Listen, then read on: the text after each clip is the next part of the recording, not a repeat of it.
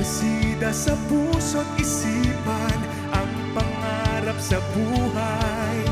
Maging abogado ng bayan, hustisya'y kanyang ilalaan.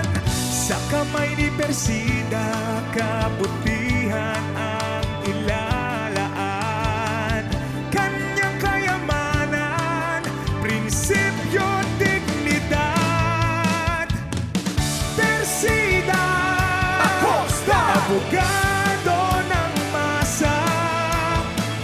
Persida. Sa ikalawang pagkakataon sa taong ito ay pinagtibay ng ating hepe, PAO Chief Persida Acosta, ang pagtatalaga ng karagdagang bilang at promoted na PAO lawyers and staff sa pamamagitan ng PAO Orientation and Oath-taking Ceremony sa Bayview Park Hotel, Manila sa loob ng 3 araw mula August 11 to 13, taong kasalukuyan.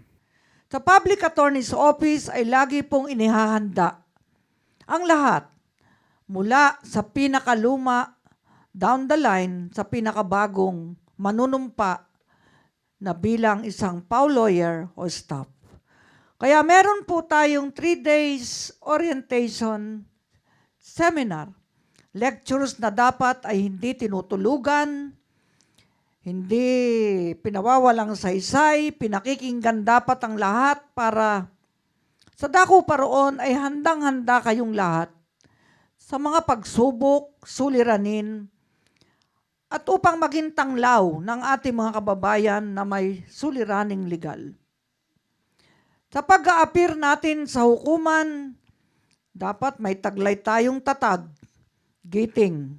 Sa kabuuan, umabot sa 283 ang mga nanumpa na kinabibilangan ng mga bagong PAO lawyers and staff. Kasama na rin dito ang mga promoted PAO lawyers and staff at 47 permanent. Karamihan sa kanila ay may nakamamanghang kwento ng inspirasyon kung bakit sa Public Attorney's Office ninais gugulin ang kanilang lakas, galing at talino.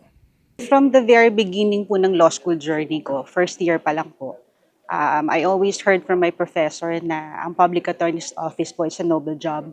And at the same time, this is a very good opportunity for me para ma-explore po yung different cases handled by lawyers. And of course, being a noble job, yung mag-serve sa mga indigent clients and to really dwell into that, mas magandang fulfillment po para makapag-serve sa public, working at the Public Attorney's Office.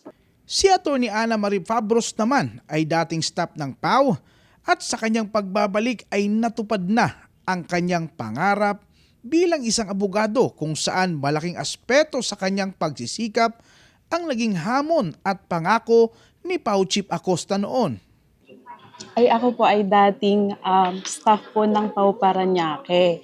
Nag-resign po ako noong 2022 dahil medyo nabigatan po ako sa law school at saka nagpapamilya po ako noon, may 2 po akong anak. Pumayag naman po si Chief na mag-resign ako at sabi niya po sa akin kapag pumasa ako sa bar ay bumalik ako sa kanya at sa PAO.